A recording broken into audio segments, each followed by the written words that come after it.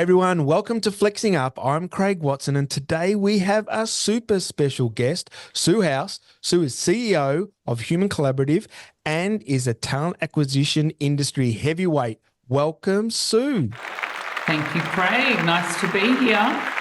It's great to speak with you again. It's been a couple of months that you and I have had a chance to sit down, and although I have seen you doing some speaking engagements, and we're really excited and talking with the people here at Encore, we wanted to get a real expert in the contingent workforce space on to have a great chat about what's happening, where it sits, maybe some definitions about things that some people aren't aware of, and just, like, I suppose, scratch under the surface and get down and dirty with the contingent space. You up for that?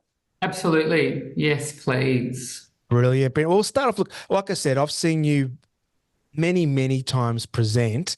And recently, this year I saw you present specifically in the contingent space, and it was great. But why don't you give us a little bit about your background and your story on what you've done in the industry and to get to where you are today? Love to. So I think you used the word heavyweight. I haven't had that before. I have veteran, which maybe that implies tenure and experience, hopefully not age, but anyway. So let's round it out, 25 plus years, because we're now heading into 2025. And prior to my recruitment industry career, my background was in HR. So age defining was the moment when personnel turned to HR in my early career. But I joined Manpower Group back in 2000, and I had a fabulous 18 years with them. And during that time, it was when organisations went from using staffing and temp companies for their temp and contracting workforce, through to early days kind of solutions before the word MSP, managed service provider, really existed. And in fact, Craig, before we had great technology that's available today. So those early days of contingent workforce programs or contractor programs was kind of the birth of MSP. And I had a fabulous career with Manpower, traveling the world, working with amazing clients, working with amazing people as we built out the global practices for managed services, or what was Manpower Group Solutions. And then that's essentially where I did all of my really hard learnings. And work with many organisations on how to structure a contingent workforce program for them. And that, in industry speak, is MSP, which was organisations outsourcing the program management of their contingent workforce to someone other than themselves, essentially. And that also transcended the permanent hiring space during that time too. So a really long and deep apprenticeship, I guess you could say. Yeah. Hey, so let's talk a little bit about the different models in the contingent space, because some people sit there and go, well, what's the difference between VMS, MSP, RPO, and so maybe if you could just break down the subtle differences so that we know what we're talking about here in the different. Of course. Well, there are a lot of acronyms, right? Heck of a lot of acronyms. So that's number one. That's kind of a given. And I think as I matured through my career and now have started the Human Collaborative, which we're in our 6th year, one of the first things I think is really important is to demystify the complexities of acronyms and all of this stuff that clients get confused about. So number one, how do we make it easy for customers to understand and make decisions that are right for their business? Secondly, is that no solution that I've ever either designed and delivered or advised a client on is the same as any other. There are fundamental, elements within a contingent workforce program that are critical, such as what does a program function look like? So what are you actually servicing and delivering to an organisation? And then the technology that underpins that. They're the fundamental things that are the same, but the supply chain management, so who are the suppliers? How do you manage what the customer or the internal hiring leaders need for their contingent workforce? So that's number two. No one is the same. But the fundamentals of a program is we have a need for a non-employee worker. We need to find them. We need to get approval, bring them in, and we need to manage that worker Yep. as a non-employee, right? So I think that organisations, if they can understand the difference between employees and non-employees, and I say that because sometimes it's not clear within an organisation, that's the starting point, and then understanding what their core capabilities are from a permanent workforce and how they build out the plan for their non-employee workforce programs. So it's Does that really, make isn't sense? it? Does that Yeah, yeah, help? yeah. It does, and I think that you're right that businesses have different needs, right? So, their employees versus their non-employees, or implementation of a contingent workforce plan, it won't be the same for company A, company B, and that'll be different on industry size, strategy, what the Yeah. Yep. business is looking for, everything. Yeah. So when you go And in, what do you do? I mean, without giving away, we don't want to give away your secrets because obviously this is a space that you're heavily involved with. But a business rings up and says, "Sue, I want to run some stuff by you and have it. We don't know where we're going or where we're headed. What are the first sort of questions you ask them?" well, firstly, I'm happy to talk detail because there is a recipe, but without knowing what ingredients to put into Yeah. that recipe and where to go find that, I guess that comes with the decades of experience, Craig, right? So firstly, well, let's call this workforce the invisible workforce because most organisations actually don't know and can't put their hands around who their non-employee workforce is, right? Yep. And the invisible workforce usually is made up of two or three prominent categories or two or three prominent types of worker. The first one is those that are typically supplied by a recruitment agency or a labour hire firm. So that's kind of on the left-hand side. On the right-hand side, you've got the big service providers, consulting and service provider firms or infrastructure, or if you think about mining, oil and gas, they're the major infrastructure suppliers, right? So they're still providing a service that's provided by humans, but is not employed by the organisation. And then you've got this part in the middle that is independent consultants, advisors, and a whole mismatch in between there. And this is starting to emerge to be quite prevalent within a non-employee workforce. So we try to help customers first and foremost understand that just if someone is a contractor or a contingent worker or a service provider, they do serve different purposes for their business. So we have to help them understand what that looks like. And visibility is key to that. So if you think about the data points that are relevant to understand why a company would use a non-employee or an invisible worker, we go hunting for data so we can help them understand what they're actually doing today. And there's multiple data sources to do that. And even organisations that say, oh, we really don't know, we don't have the data, we can find it. We find it by looking at a range of things like onboarding activities, approval activities, spending, invoicing. So we get quite forensic and have a look at what is the company actually spending on non-employees and how do we start to break that down to say to them, so on the left side, you've got about this many humans doing agency contractor work. On this side, you've got X numbers of humans doing that work. And in the middle, we think it looks a bit like this. And what we then see then through that is that of that spend behaviour, although that behaviour of bringing non-employees into the workforce, there's four factors that we look at, Craig. What is the risk profile of that worker or workforce, of which there are many risk factors? What is the cost and spend and value of that workforce at a high level, so total cost, and then the cost of the individuals? And then what is the quality and efficiency experience of all users that on that procure, to pay journey that I spoke about? And then from there, it gets pretty deep when we look at why the users or why the hiring manager is using certain suppliers. Do they have contracts in place? Is there a panel in place? If so, how much of the panel is used? And then through further analysis, we genuinely identify cost takeout activities. And that doesn't mean that we are reducing the headcount of their contractors necessarily. It could actually be that we're looking at, are they spending and procuring those types of services in the right way? Are they using time and material contractors under a statement of work when they could be brought through a supply channel of agency contractors that are on a defined contract? So there's a whole range of ways to kind of consider that. The biggest intel really comes from the hiring leaders' experience too. So we've got a range of work that we do to either do face-to-face or workshop-style discovery sessions and understand why they're using external services, why they're using external contractors, and then help inform the overall talent strategy for organisations.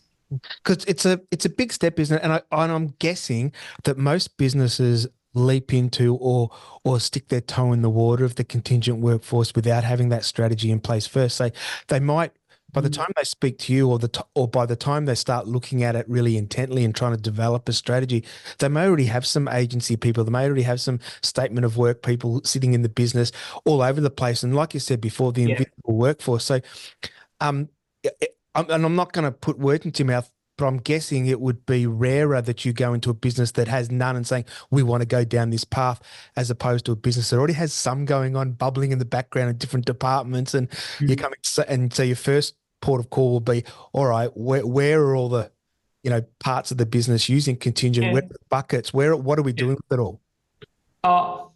I would say, with the exception of maybe 5%, every organisation has contingent workers in their business. They just don't know it. Or if they do know it, they don't know the extent of it. Yeah. The trends, and I think we'll talk about this, but I might as well, bring it up now that, 5 years ago, maybe 10 to 20% of organisations were contingent or non-employees.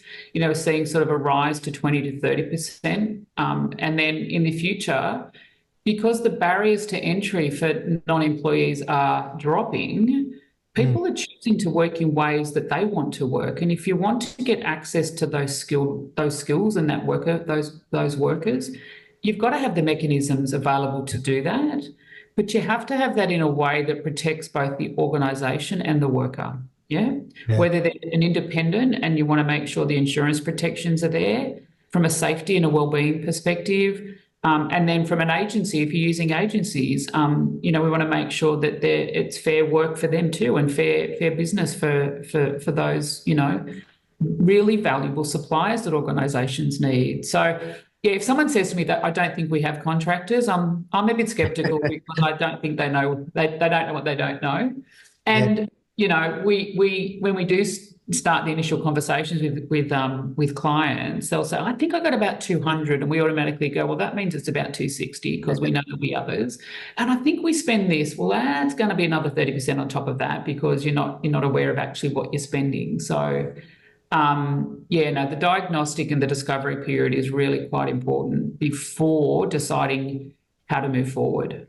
And you talked about trends there, and we're going to get into them a little bit more soon. But what I want to ask you, so when you're in a business, because there's so many different responsibilities and even more so invisible people in business that can be in that contingent space, who in a business takes the major part of responsibility? I'm wondering whether, talent, procurement, finance, hiring managers, where do we sit with getting the data and then understanding, we all know, we all know that sometimes in a recruitment sense, when a business needs somebody, but they haven't got that bucket is empty in budget, they might look at a statement of work type scenario to bring people in a different area. So, there's people are already using different mechanisms to make it work, but because there's so many different models, so many different ways you can engage, who takes responsibility? I think you just said 4. So you said talent, finance, procurement, HR, I think, or business, right? The short answer to that, Craig, is actually all of them have some responsibility.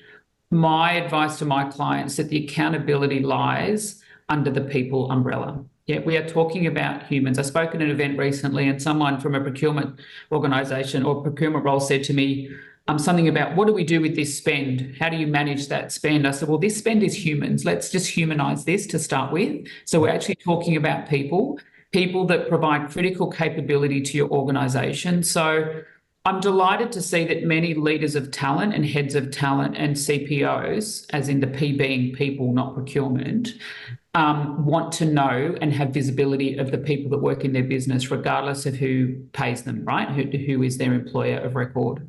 So that first and foremost, I like to see that organisations are starting to know that they have an accountability from a people perspective. I think procurement plays an absolutely critical role in ensuring that the contractual mechanisms are in place for all of the ways that which companies can engage non-employee workers. Because if you just have it in one area that it's nice and tight and compliant and you've got standard terms of business, what happens? You squeeze a balloon and it blows up this way, right? So your use of the statement of work, yeah, I mean, I've seen many programs. We put an amazing, compliant, well-governed, high-quality program in place for agency contractors and independents. And what happens? This stuff blows out because this is arguably easier because you don't have to get a headcount approval or a human approval. You get a statement of work approval. Then if you get it under 100,000 or whatever your delegation is, it kind of goes through smoothly, right? So my advice to companies is that it sits across a procurement lens from a spend and a worker category lens.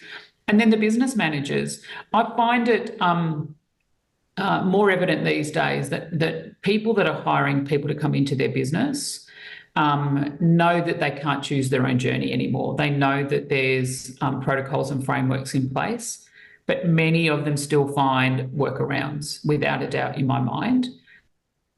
And that muddies the water. Pardon? Sorry, I was going to say that muddies the water a little bit too sometimes too. Yeah. When someone finds a workaround, and if you think you've got visibility over everything, then it adds to another layer of non-visibility. Yeah. Yeah, it absolutely does. There are ways to capture that when you look at technology and how invoices get paid for anything that's categorized as a worker type within your general ledger. So there are ways to capture that and make sure that, it doesn't blow out. But it's similar to if you've got a talent acquisition team or an RPO provider, right, a recruitment outsource provider, you're still going to have what we call leakage, right? You're still going to have some managers that go out themselves and do their own thing. But our advice to clients, once you've got a program in place that's structured, governed and high quality, you shouldn't have anything less than 2 to 3% non-compliance to the program. Yeah. But that's when you've got things really, really locked and loaded and working well. I don't know what your question was, Craig. I've just gone down a pathway of discussion that I asked. Yeah, no, great. Hey, another question, quick question around legislation changes too. So when you're talking to your clients around changes in legislation pursuant to contingent workers, that's an area that's garnering more and more, everywhere, isn't it? Yeah, most definitely. And I think, so I am not a legal advisor, but I am an advisor on the risks of a contingent workforce and its profile. Yeah.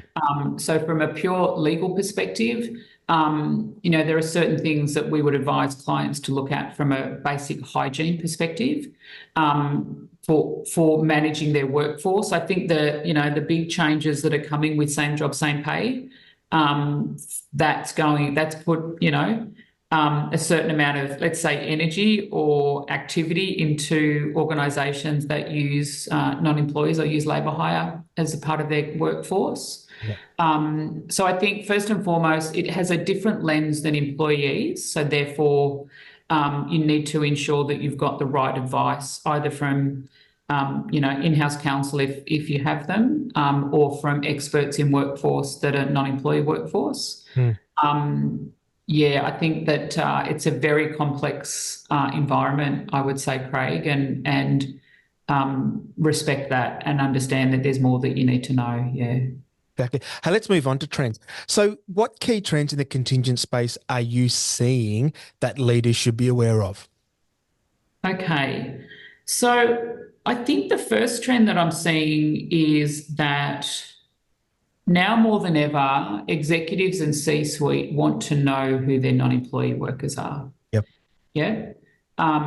They know that they don't know, but sometimes they don't know where to go to solve that problem. So that's kind of from an internal outside perspective. So from internal looking out, where is my workforce? What are they doing? What am I spending on them? Are they safe? Are they customer facing? So that most definitely I think the pandemic shone the light on that or magnified that, because as people were needing to make decisions and executives were needing to make decisions about how they mobilise their workforce remotely, they didn't know a lot of who their workers were. So that's had a spotlight, which I think has had a positive effect. But I think the biggest trend that I'm seeing is the increased use of non-employees within organisations, Mm. and I think that's driven by the multi-generations within a workforce and the need to keep access to the skills of maybe the older generation that are wanting to retire, but they can come back and still support the business in some capacity. I think the flexibility of work that people want is driving that as well. I think, if you think about the fundamental trends in contingent workforce through the last 20 years, .com hit us in 2000. That was like the contingent workforce for tech talent just went through the roof, right? And then we had the real birth of managed service programs, all the big MSP global providers and local providers packaging up MSP programs and putting technology in place. So that was another fundamental shift. And then we've had major legislation in Australia in particular that's forged change within the Australian market, particularly around that risk lens. And then we've got the rise of people choosing to work in flexible ways and to be able to set up a business and to work as a consultant or as an advisor as well. So there's a number of things. I think from a tech perspective, I'm always, Craig, you know how hard it is to keep a handle on the amount of technology in the market, right? And this is what we do for a living, right? So you put yourself in a head of talent, head of HR, a CPO role or head of tech.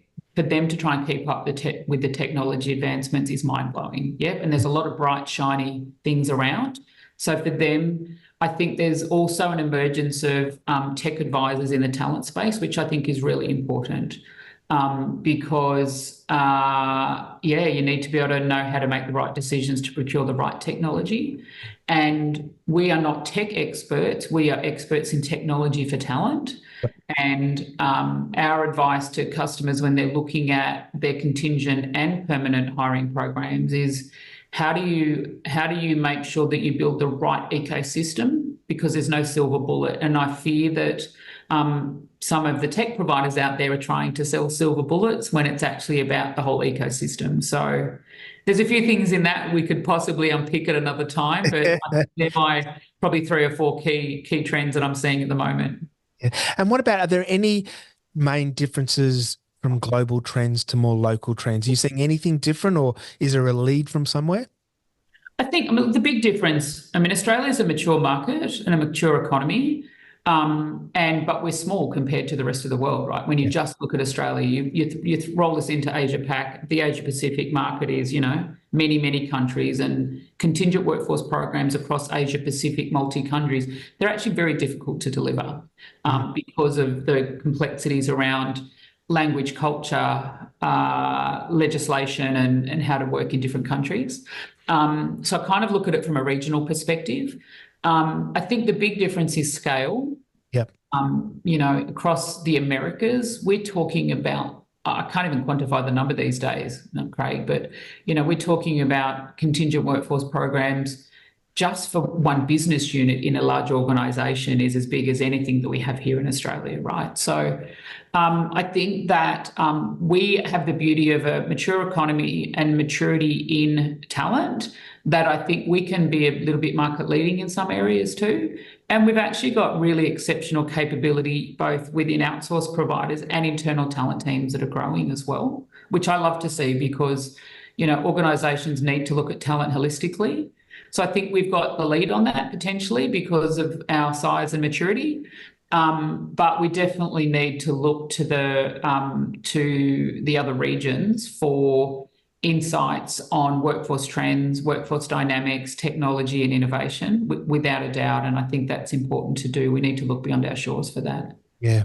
Hey, we briefly touched on tech, and I've just got a little bit of a question around it because you did say that, people do promise a magic bullet and there's not really one out there that one size fits all. But are you seeing any emerging technology that's exciting you, whether it be with the advent of AI put into, is there anything out there at the moment, or not necessarily a particular solution itself, but maybe a new way of of technology working within this space?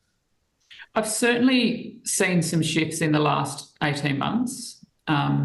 So if we talk traditional contingent workforce enterprise or large-ish scale workforce management of non-employees, there are a couple of traditional vendor management systems out there, right, that we know of. And you know, in talking to some of my large enterprise customers, I would genuinely lean towards one or two of those, two or three of those, right? They've got the scalability, the features, the capability, and the ability to manage that complexity.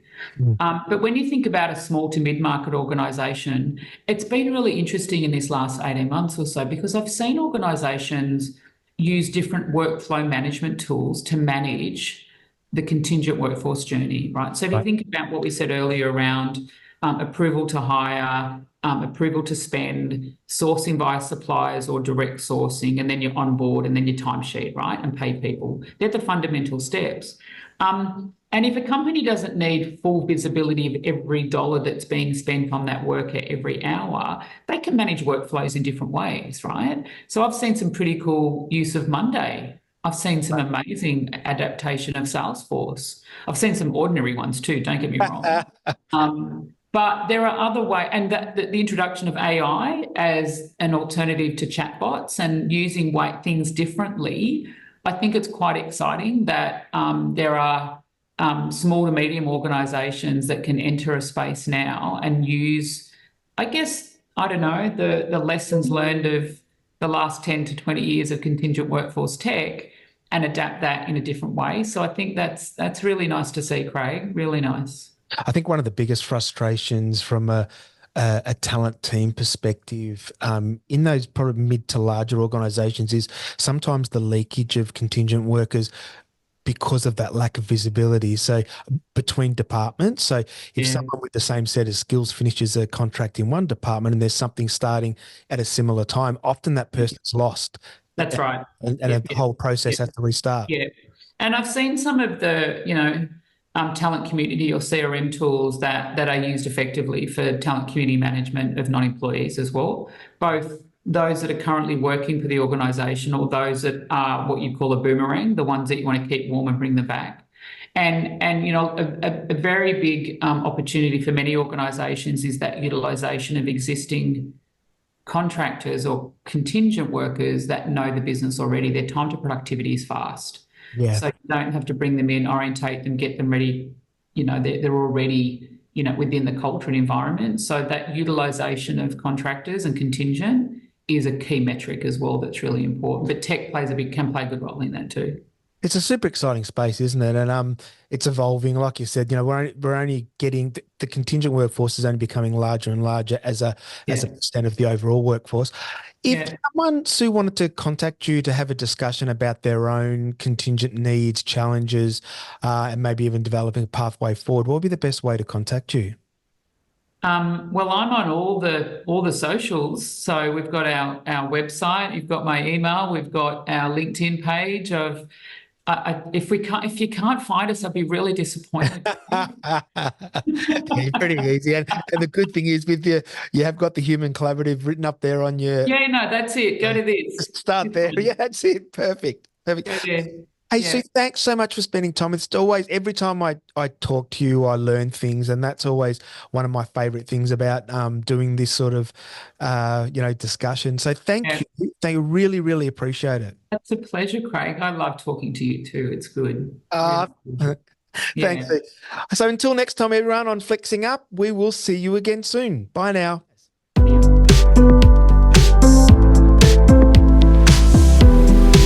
Thanks for listening to this episode. Make sure to subscribe via your preferred podcast platform, and for more information on Encore, visit encoreservices.com.